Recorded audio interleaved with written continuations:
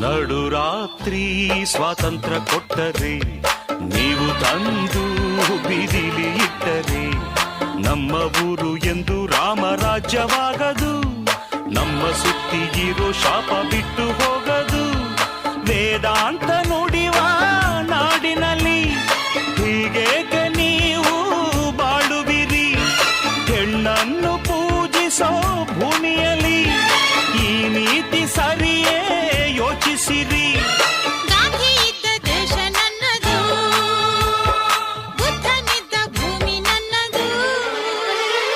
ಹಾರೋಯ್ತೋ ಅಪಾರಿವಾಳ, ಹಳಸೋಯ್ತೋ ಈ ರಸಗವಳ.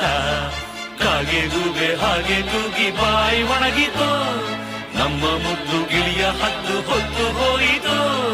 ಯಾರ್ಯಾರ ಚೆಲುವೆ ಎಲ್ಲಿ ಹಳ್ಳೋ, ಯಾರ್ಯಾರ